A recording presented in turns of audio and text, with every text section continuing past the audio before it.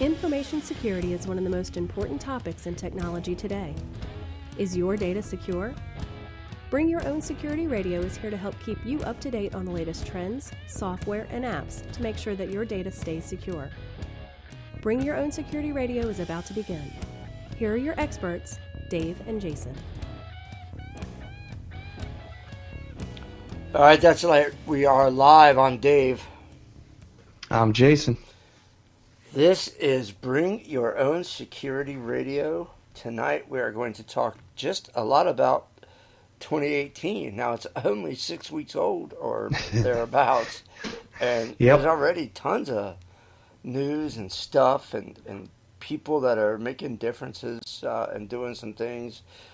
So I thought we'd take a minute and get away from all the interviews and people that we're talking to one-on-one, and let's kind of, Jason and I, sit back and reset where we are already so that as we continue the rest of this year with our new guests, there's some context to those people and to the different tools that we talk about, because, again, 6 weeks in and we're already finding some crazy changes, some things that people are doing, some capabilities that probably have been known for years but are just now becoming public. So, Jason, I mean, you're in the government sector. I'm in the healthcare sector.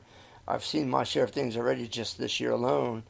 I mean, do you get a sense that the government is, like a duck, calm and cool on the surface and going crazy underwater, or what? It always is, and that just goes at all levels. So it's not just any one given piece. So that, to give you an example, government shutdown.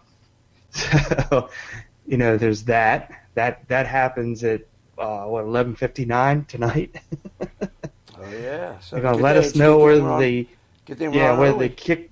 Yeah. We're gonna know whether they kick the can down further down the road, and we go for another 2 weeks, or if something, there's a final resolution instead of a continuing resolution. Yeah, it's definitely amazing how what seems like a little bit of nothing turns into a whole lot of something, and a lot of the things that I'm going to talk about tonight are definitely seems like a little bit of nothing, but the implications are just crazy so far. But what's funny about that is they'll say, okay, we'll know by midnight, but you still need to come in tomorrow, just in case. Doesn't matter, even if you have to come in to set your mail message to automate so that you can say, well, I'm not working.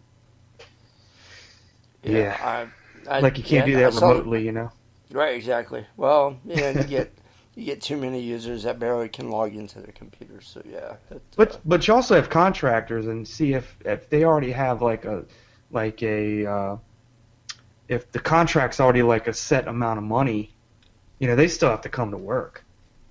In some cases, and in other cases, it's going to be essential people that have to stay around and kick it around trying to keep the lights on. So yeah, it's a toss-up. Well, there's definitely a lot that can be happening in the world of IT, whether the government is there or not, and maybe even so, more things happen because either private companies have to stop relying on government sources for, even if it's just a day or two, and maybe even the bad guys look at it like, hey, these guys are not going to be there looking for us, so now's the time for us to launch our attack or to try to do whatever we're trying to do. So it's possible both ways that a shutdown is good for the private sector to get off their ass and be responsible for themselves, but bad for everybody in general because the attackers might take that as a signal that it's time to attack. So we'll see. Well, I mean, in some cases, man, there's, I don't know, but for me, just from my background and that what I've seen as far as government shutdown, I was there in 2013 when all the federal people were gone, and we were set price, so we were basically listed as essential at that time, and that was like 10 days. We didn't have federal people there at all for like 10 straight days, and they couldn't reply to emails, they couldn't reply to phone calls, they couldn't do any of that. Which I think there were some people that kind of sneaked it in there just to kind of keep tabs. But there are services that the federal government provides that sometimes are a matter of life and death. Now I know that sounds like a stretch, but there are places like the where I came out of, like National Weather Service, where if something's to happen weather-wise and it causes death, that's a big deal in some cases. Yep, that's exactly right. We'll see. I mean, like I said, I think. I mean, nobody's gonna worry about the IRS, but there's yeah, a little more to it than that. Yeah. Well, I think here in about 3 hours we'll see who cares about what the most, and then we'll see what it means for us in the IT world. So crazy, so many possibilities that I guess we'll just have to see where things play out and where things land, and deal with it as we go. And anywho, so let's jump into tonight. So tonight, the plan was to talk a little bit about news. I've got a few topics. I was actually hoping to talk a little bit about both some news about things that are happening and about people, like some people that are making career changes and whatnot. And it actually seems, as I was looking for that information to comment on, that not so many people that are in a larger or public eye position are making many changes so far this year. So it's usually the folks behind the scenes that do it. Exactly right. So we might be a little light on that particular side of the topic, but yeah, because they're behind the scenes. Yeah, because I sure didn't see much commentary other than, like you said, people, taking profit off of Bitcoin and things like that. And again, those are behind the scenes people that we, by and large, would not ever see in the news. So even if we said their names, most people would not know who it is, or would have to run to Google to figure it out. So we'll stay away from that probably. All right, so I'm gonna jump off, and I'll start off with the first one of the first stories that I wanted to talk about that I find interesting because I've researched this field a little bit, and that is Faraday cages and air gapping computers. And I know at many different intelligence agencies that air-gapped computers are a big deal at for certain reasons. And I've always believed or understood it to be that an air-gapped computer is not capable of being hacked. But yesterday, a very new method of having even a cell phone inside a Faraday bag was able to get I'm trying to make sure I say it the right way. So they were able to basically take a cell phone inside a Faraday bag and get it close enough to a computer, and some of the spinning resonance from the hard drives, because they had spinning drives instead of SSDs, were making a certain frequency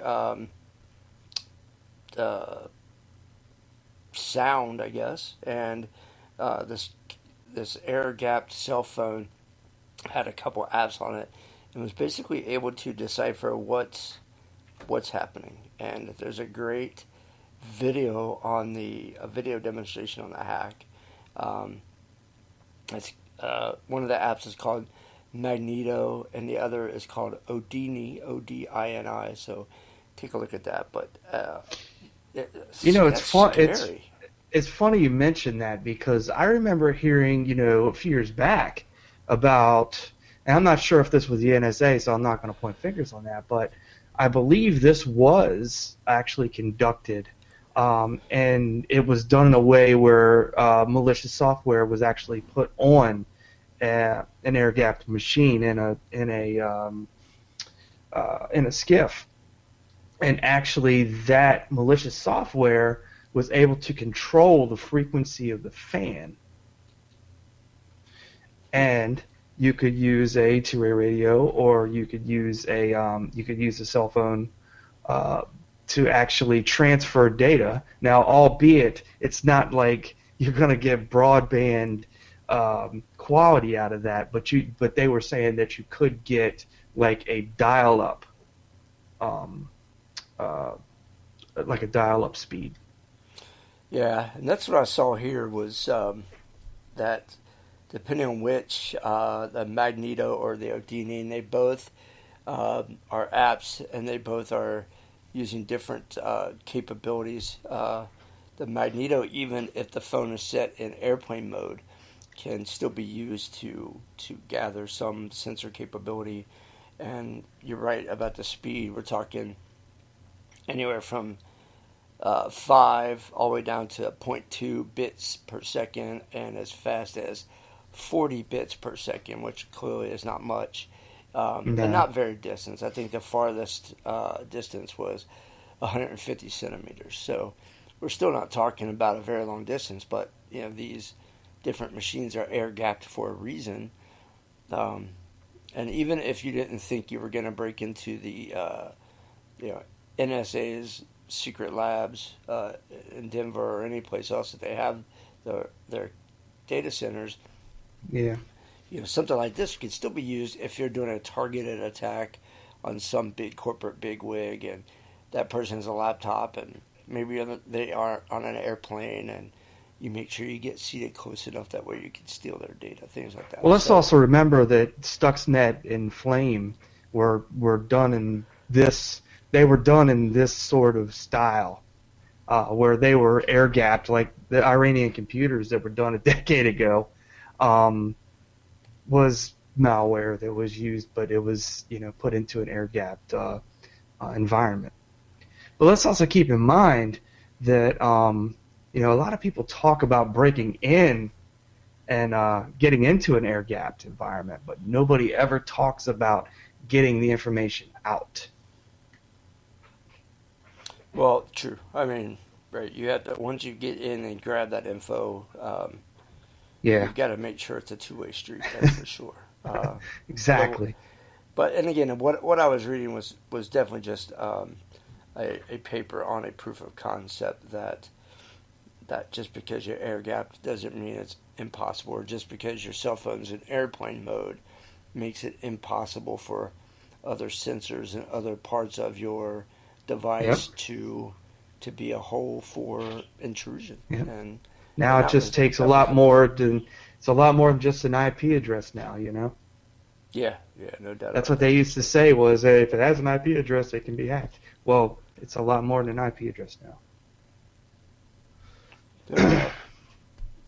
All right, so my initial number 2 thing was finally Intel has released a patch for that Spectre. So you have Meltdown and Spectre still floating around out there. And I have not heard of a lot of organizations this really hitting them to a point where it's making any news. So I think, and I don't know for a fact, but the big alerts about Meltdown and Spectre were great because it got everybody's attention, made people make sure they were doing updates and things like that. But by and large, unless I've just missed the boat, I've not really heard about many instances of either really hurting anybody very badly. And maybe there's some one-off instances where a private home user got hit or something like that. But I think it's a matter of people reacting. So I think there was enough static about it that people wanted to try and at least put something in place that wasn't gonna that this wasn't going to affect. So I think a lot of it comes down to that people were aware, and that they were able to at least do something about it. Even if there wasn't a patch right away, even if there wasn't any of that, they could still detect. They could still say, hey, this machine's vulnerable to this. So as long as people know, I mean, that's a really big first step, and I think that's affected that. Yeah, no doubt, and I thought you're right. I mean, being aware and being conscious of a Situational problem. awareness is priceless. Yeah, and save you leaps and bounds, and it appears, and again, maybe I'm wrong, but it appears in this particular case, having all of that news and all of that attention initially helped, and it made enough of a difference to where we're not seeing big meltdowns, to quote the term. We're not seeing a lot of stuff. So. Big meltdowns or big specters. That's right. Yeah. So yeah, I'm happy for it. That's for sure. I'm happy that we're not dealing with it, and I'm happy that the people that we have to deal with aren't dealing with it. But hopefully, not too many others are dealing with it. So now, there's another one that I kind of had read through, and it was the Amazon key flaw. It'll let your rogue deliveryman disable your camera. Nice. That was another one that's just kind of weird because, well, one, it's internet-enabled camera, of course, but they demonstrated that with a simple program, run from any computer in a Wi-Fi range, that the camera can not only be disabled from being frozen, and they can actually have the door opened with this. So yeah, it's crazy, man. Yeah, of the home automation that I use, whether it be cameras and security and things like that, I am not yet comfortable with doors and locks being electronically or internet capable. So I'm still sticking with a key, and for at least a while, until I can somehow feel more comfortable that those devices are more secure, because so far they don't seem to be. Well, the people that got credit with this is the Rhino Labs, but yeah, they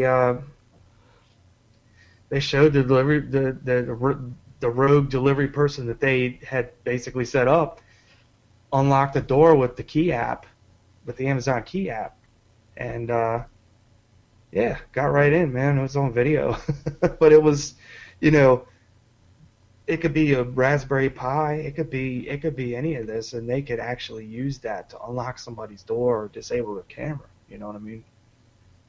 So yeah, it's something definitely to think about, especially with the convenience of having these types of things, man. It's usually the last things on people's mind. It is. I'm sitting here trying to actually find that video. I haven't seen it personally, and I wanted to take a quick look while we're on the topic, but I haven't, and I'm not going to spend a lot of time looking for it. But I would think that if you're able to open or affect someone's home automation, regardless of what that tool is, cameras or door locks or alarm system, whatever, that.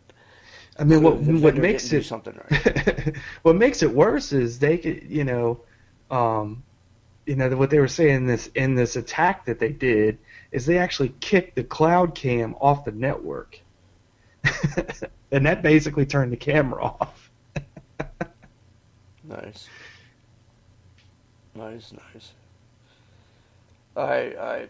Yeah, like I said, I don't do much with home automation yet, but I do have some.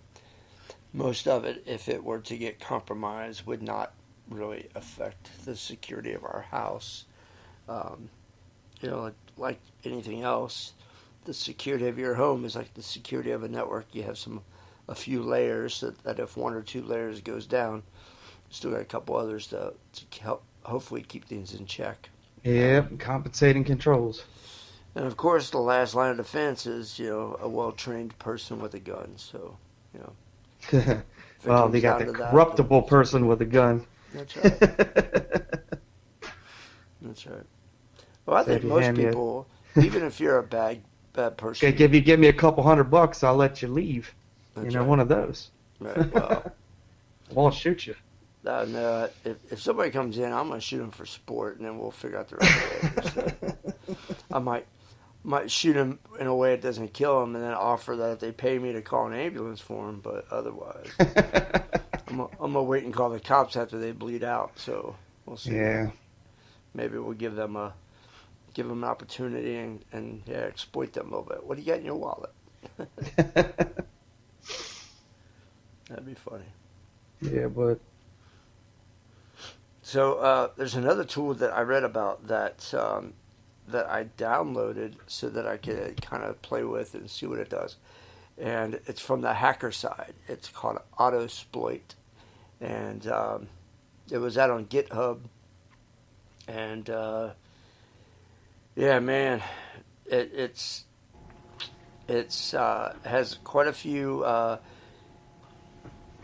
tools, I guess is a way to say it, that you can combine into one attack. So you can say, I want to do this, this, and this, and basically press some buttons and away you go. yeah. And create a very difficult multi-angle attack that is scary.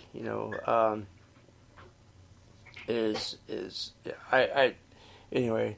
Check it out. It's called Autosploit, and I probably shouldn't say that out loud, but the fact is, most of the bad guys and most of the hackers know now that it's available and that it's out there, and so the good guys need to know it's out there too. So they need to be able to take a look at what this thing does and see if they can develop signatures for their own defense, so that they can see that this was being unleashed upon their networks.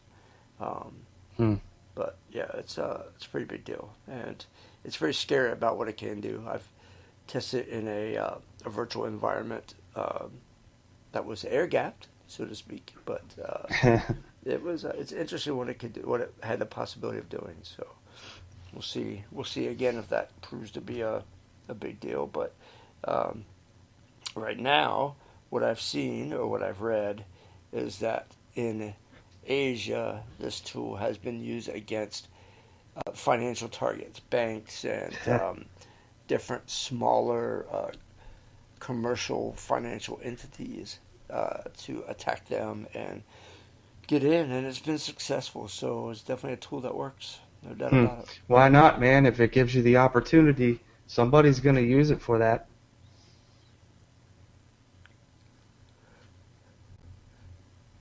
Oh, let's see. What else do I got on my agenda today? I've got all kinds of other like oddball thingies that things that we already know about, but things that are new. So, for example, it's not new to go to a website and have a pop-up or some other thing come up and act like you've got something wrong with your computer and you must call Microsoft or some other 800 number to get immediate support, and then when you're on the phone that they charge you a big hit on your credit card. So we all know that that's not new, but there's a new one that had come out attacking Google Chrome in specific. Basically, its job was to push an API so that Chrome would freeze in a way that you would think that your whole computer was somehow frozen and that it wasn't just Chrome.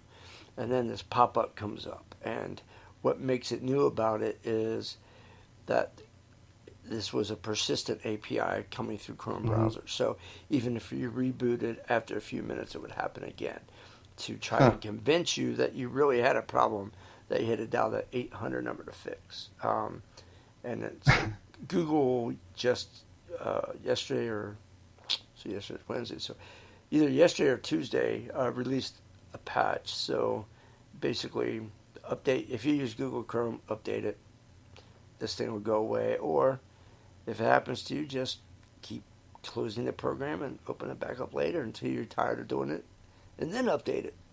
So, yeah, whichever works. But yeah, if you got Google Chrome, you should probably go try to download it and see, make sure that you're safe. But everything else doesn't seem to. Every other browser does not seem to be affected by this particular thing specifically. You know, you might still get tricked if you're on the web page, but it's not persistent in the other browsers. So always something new and cool, man. Always something. Oh, it always is.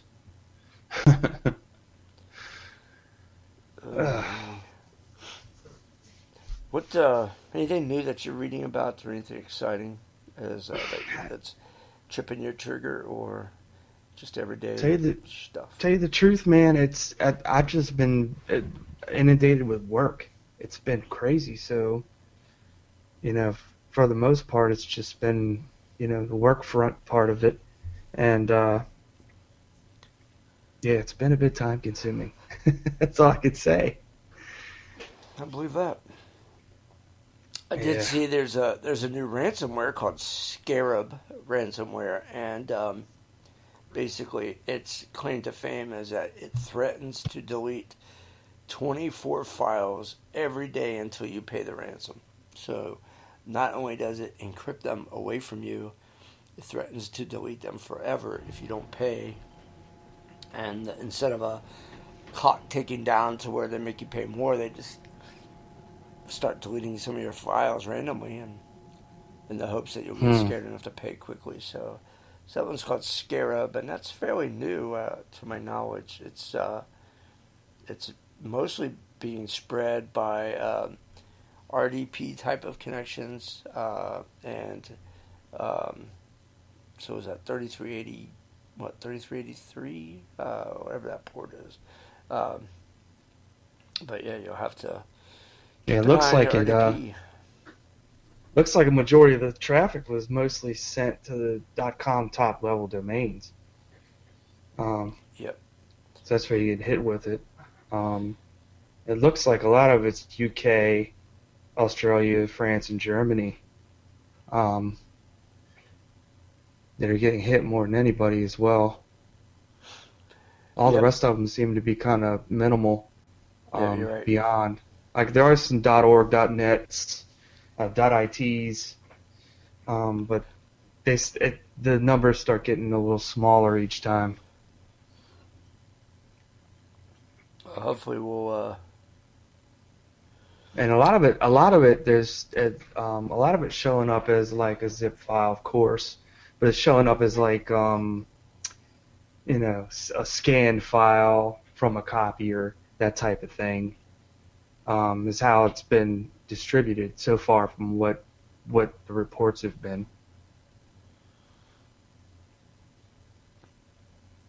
I was just reading a quick blurb as we were talking about that on another article I found on this Scarab, and it basically said that it was, you know, threatening to delete those 24 files every 24 hours. But then after 72 hours, if you have not yet paid, that they will just delete, they being the hackers, would just delete everything in a move to try to scare you to hurry up and pay and not think about it. But Malwarebytes, who is the company that found this particular thing in December, states that they believe the hackers actually do not have enough access to come in and actually delete anything. It's just a scare tactic to get you to hurry up and pay. So that's another part is it actually does encrypt files, though. For one thing, it drops a payload in the application data directory, so it drops its own executable there, and then of course it puts in a registry entry for an auto start. So it does that in the the Microsoft Windows current version part of the registry, and then what it'll do is it will encrypt files with like a .scarab extension, and the notes you're going to find in the for that are just going to be, hey, your files are getting encrypted, blah blah blah, this, that, and the other. So it's kind of like that as well. There is one piece of news about an individual that I forgot about that I wanted to bring up real quick. Um, and that was the British citizen hacker known as Lori Love, um, accused of hacking into different government websites, would not be extradited to the U.S. Hmm. The English and Wales High Court ruled just 2 days ago that Love, who is even though it's Lori Love, is a male, was facing a 99-year prison sentence for looks like the attacks targeted FBI, U.S. Army, the U.S. Missile Defense Agency, which is scary, NASA, and the New York Federal Reserve between 2012 and 2013. So, Well, obviously, he didn't make no friends. yeah, the High Court, the UK High Court ruled that this particular person has severe mental illness like Asperger's syndromes and depression and eczema, which apparently is a reason to not extradite. But in the article, they note I that, did it because I had eczema. That's right.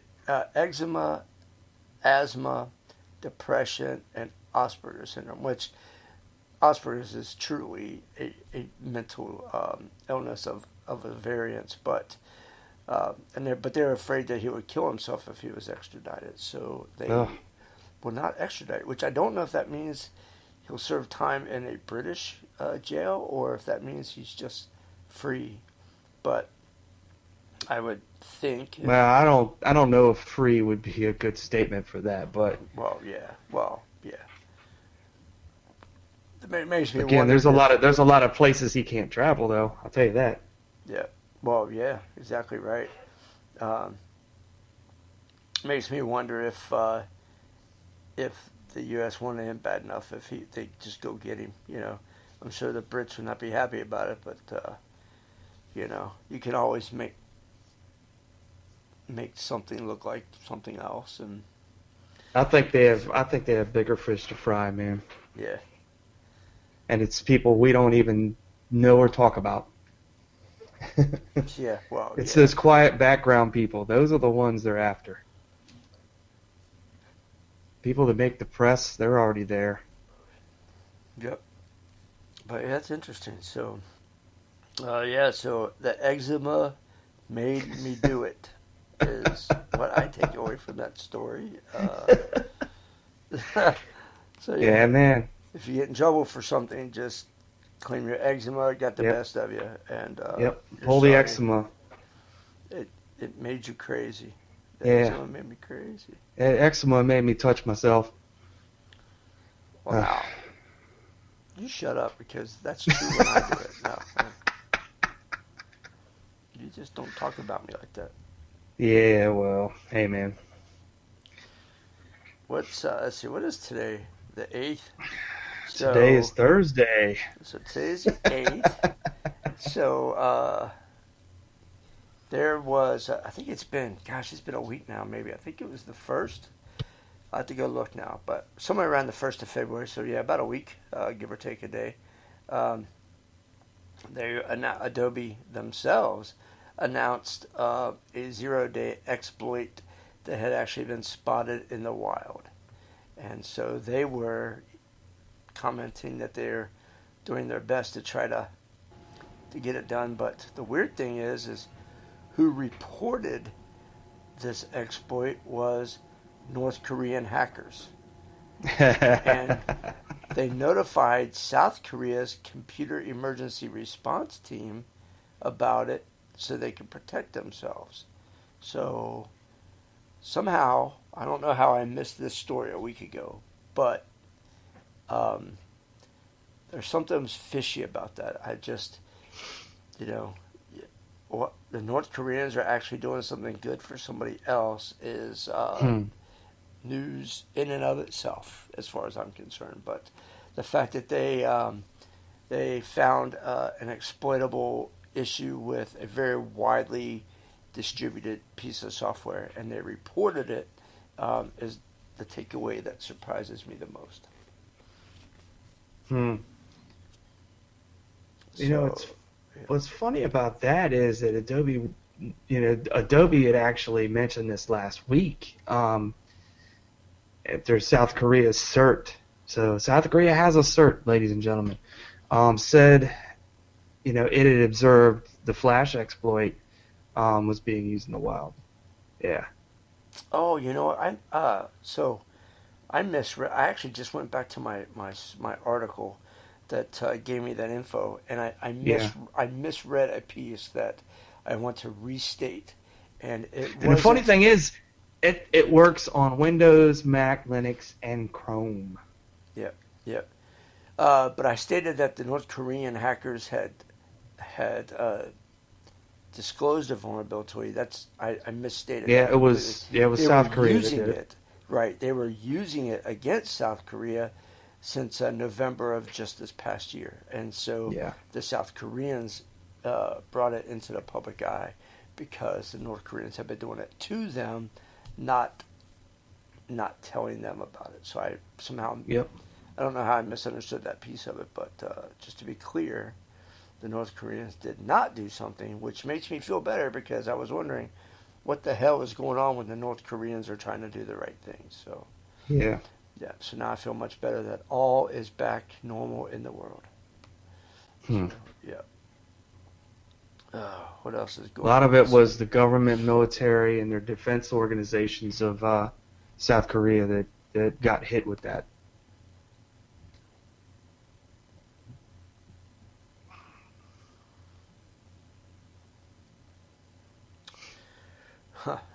So there's a company called Landmark. Their CEO's email account was hacked. So I am trying to quickly determine why that's a big deal, because email accounts getting hacked is not new. Oh, okay. So here's what it was this multinational conglomerate is based in Dubai, and after the email was hacked, the hacker posing as this chairwoman of the Landmark Group, I don't even want to attempt her name, Renuka Jaitiani. I'm not sure if I even just butchered that or not, but basically they were trying to get several million dollars transferred to another bank account by posing as that CEO via email and asking for the transfer to happen. A whole lot of rupees. Yeah, so again, I'm not really sure why that made any kind of news hit, because that is not really news. That happens like all the time. Even our CEO got hit once with a very similar attack that we were able to catch pretty quick. So I'm not sure what that's all about or why that's important. Maybe because it was Dubai and she had eczema. I don't know. I don't know. I'm going to start rumors now. The eczema made her send bad email. Oh, man. That's right. That's going to be my new thing. The eczema made me do it. That's got to be the dumbest. I mean, I get it. That's really not the reason why they didn't extradite this guy. But the fact that they listed 4 reasons in the official court ruling, and eczema was one of those 4 reasons, just floors me. That's so stupid. Yeah, man, that is a little crazy. Well, it was a big combination of things. It was depression and Asperger's and eczema. Yeah. You would think eczema is like the least of your worries. Exactly. I can't even remember what the 4th thing was because the eczema's got me so screwed up in the brain that I can't remember what the other reasons were. Maybe he had a club foot or something. I don't know. Yeah, my God, that is so stupid. Oh my gosh, I just. What a show, man! What a show. Yeah, eczema.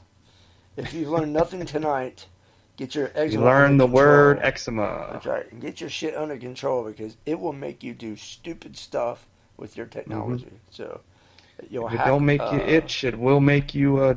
It'll make you do something. That's right. You'll hack the Department of Defense missile sites and stuff. So If it don't make you itch, it'll make you snitch. that's right. Let's see, what else was there new? Oh, so I found this kind of interesting. I wear a Fitbit, and I kind of knew this already. And there's a way that you can go in and turn off these kinds of settings, but a lot of the fitness tracker thingies that everybody wears creates a GPS if it links to your phone's GPS, or if it's GPS enabled itself, it keeps that. I think there's that yeah. info. I think for clarity, I think there's only a few of those that actually have GPS integrated. The other ones actually use your phone, right, for GPS. So there's a bit of a distinction there. Yeah, but what? So this was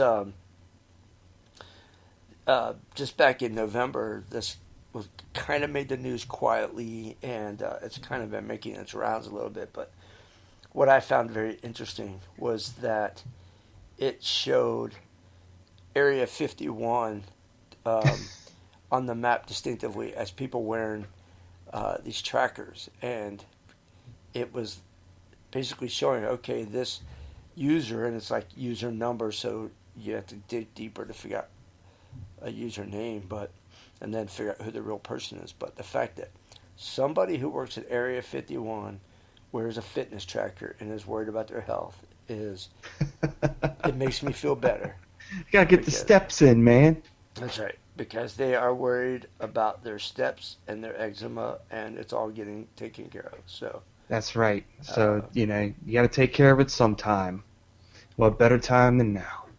Well, so other people though. So the part about this that even though I joke a little bit and make it stupid, it also revealed that that because of using this, they were able to actually find other secret military bases throughout different countries because those service members wearing these trackers. So, for instance, the UK Royal Air Force has an air base in the Falkland Islands. Now, we all know about the Falkland Wars from the 80s, at least if you're as old as me, you know that.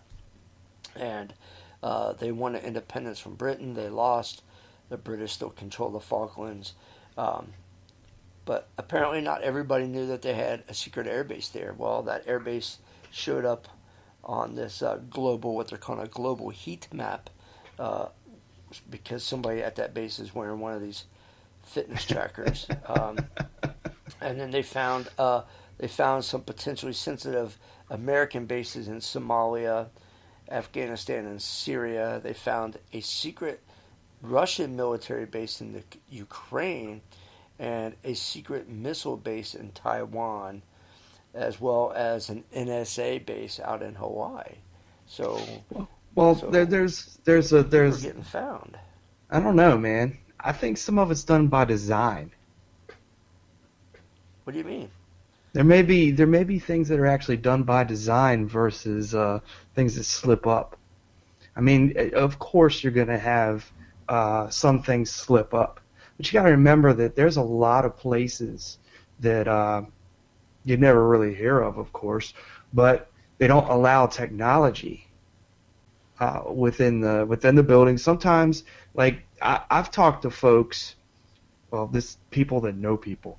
So I'll tell you a distinct story about this guy that worked. Basically, he was part of security operations, so he was part of a SOC. He was an analyst, but he worked for one of these three-letter agencies that they couldn't drive to work. Basically, they got on a bus from some point and rode in. You couldn't just drive to this place. God knows who, God knows where. I don't know. But you hear these things. Just won't tell. Well, let's just say let's just keep it at I don't know, and I'll just put it in air quotes. But I think some of this may be done by design. Who knows? Hard to tell. But There is something else I wanted to bring up, and that was, do you happen to use the app called Waze? I used to, but I don't anymore. And that was a lot of reasons, but mostly I just got aggravated with so many different wrong things that users would add. But That's kind of one of my points here. Yeah. So I'm just wondering how much of this is actually done in good faith, and how much of this, people are kind of setting it up to fail in a particular area. And what I mean by that is, let's just say somebody wants an open road and they want to put some false information into some trending. They want to do that so that they have a faster way in for a lot of congested areas and things like that. It kind of goes into, I wonder if, I'm sorry to tire you, Dave, but it kind of goes into that where, hey, I wonder if this is being manipulated somehow. Not to be a skeptic with it, but I've noticed more Waze. wrongs than I've noticed rights. Yeah, well, Waze and many others like that, right? You wonder, especially for me, I've always kidded about every time it said that there was a cop somewhere, it wasn't. But every time I found a cop, nobody had marked it. And I'm like, wait a minute. Are you guys even marking them on purpose? Or, I mean, like, are you marking them at all, or is somebody else doing it? But, yeah. It makes me wonder sometimes, man, because, I'll see reports that were like from, a minute ago or 2 minutes ago or 5 minutes ago, and it says, oh, it's clear through here. And it's like straight jam-packed. I mean, I think some of these people just have it out for this, just to, for the really congested places that, they want you to sit in some traffic and not know the alternate routes, because they'll say the alternate route's backed up, and the app, of course, is gonna take that information in and say, oh no, you should go this way, and that way's like jam-packed. Yeah, I don't. Yeah, so it's like you said, I don't really use the app for that reason, and I was always wondering if it was actually compromised in some way because of some of it. So I just day after day, like a fool, I'll use it. No, well, yeah, there was a time when I used it because I thought it was fun or funny, but the reality is I have now the one thing I've realized on my cell phone, the default mapping or driving software that I use always seems to take me through the worst part of town, no matter if I'm just literally trying to go 2 blocks from my house and the worst part of town is 8 miles away. It will loop me down there somehow and try to get me through. So I'm not sure who built that stuff, but I think whoever built the default mapping for my carrier is on the take, because even when we travel out of town, I'm like, okay, I know this place is 2 or 3 or 4 miles up the road. I forget all the turns. Let me Google this stuff, or let me pull up a map, or let me pull up the driving software on my phone, and then I'm like 9 miles away. It's like, I know this thing was 3 miles up the road. Then once I got there, I'm like, why the hell did it just take me all the way over there? And then I'm like, oh, I know why. That must not be the best part of town. Right. Yeah, just stupid. Oh, man. I am stiff as a board. Yeah. What happened to you? Well, I'm old. That's where it all started. I got old, and oh my gosh, I can tell you guys that for those of you people in the IT industry, if you sit, I don't care if you're 20 right now or 50, if you are sitting at a desk 15 hours a day, and then you're going home and watching TV or doing some other things, you are hurting yourself like you won't believe. And yep, you got to get up and walk around. My God, go do something. Go find a gardening hobby, or go take a chainsaw and cut down half an acre. Replant the trees, because my wife will kill me if I tell you to cut down a bunch of trees. But the point being, find something physical to keep you going, because if you were active in your younger days and you're not so active in your older days, it catches up pretty damn quick and pretty hard. That's for sure. Mm. So, I got two knees. I'm 50 and I got two knees of a 90-year-old, and I hate to say it that way because I probably know a few 90-year-olds that could lap me right now. So, it's amazing, but I've had 3 knee surgeries on one knee, and I just found out that I'm having the 4th here shortly, and I've already had a total knee done, and we're taking that one out and replacing the joint with a newer style because my body is allergic. Now, Jeez. what kind of person has a body that's allergic to a knee implant? I mean, that's... Well, it depends. Is it metal? Yeah, it's titanium, yep. Some people have reactions to titanium. That's what's kind of funny, because I've talked to people who've like had pin replacements and things like that have had that issue where it just didn't take, or they had a reaction and then they had to use an alternate material. Yeah, Yeah. Well, that's what's happened to me in the next 2 to 5 weeks. I'll go see my surgeon Monday and we'll decide the when, but we're taking this one out and putting a ceramic coated one in. So I know it'll be ceramic on the outside of the joint. I don't know what's on the inside. I think it's some type of alloy again, but yeah, 4 surgeries on the same knee is getting kind of old, and the best part is hopefully we'll get this thing figured out, because my other knee is already bone on bone and in the same boat, and so and why any of this makes a damn bit of difference on the technology podcast is for one simple reason. I have to schedule the surgery. So we have media passes for Black Hat, which is in August. And I've got to be back on my damn feet and able to withstand, 4 to 8 hours a day of constant standing up and walking for 5 to 6 days. And if I can't withstand that, I can't go. And so I'm pressing my surgeon, like, we got to get on the stick. If we know this is what we're doing, buddy, let's do it. Because that's exactly how last year was my surgery was in February, and then Black Hat was late July. And we'll have to get you some robot legs. Yeah, well, I'm halfway there, it seems like. But spring-loaded. That's right. I tell you, there's plenty of people who have had full amputations, not just a knee replacement, who are far more physically capable than I am right now. So I give them props, the fact that's a hell of a decision, though, man. Yeah, it is. It is.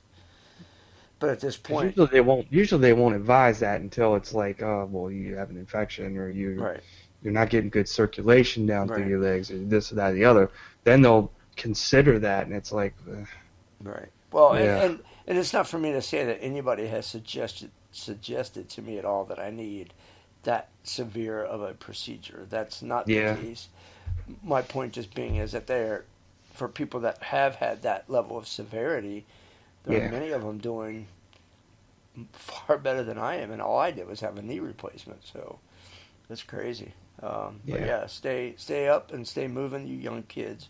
But the real fact is I am very tightly paying attention to the calendar, because I want to go to Black Hat this year. I've got it arranged to go, and now it's just a matter of, will my body withstand that kind of abuse?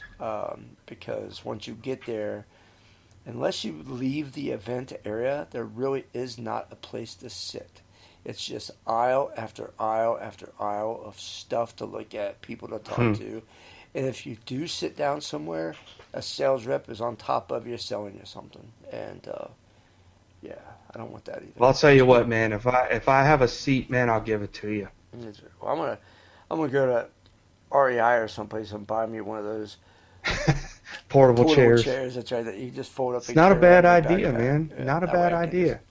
Sit down where I need to. Find me a corner somewhere, because it's hard to do. Last year I was really surprised. That was one of the first things I noticed was, if you're in that vendor space, there is no place to sit down. Usually, not much. So, All right, it is. We're 57 minutes into this. We're here in the East. It's almost 10 o'clock.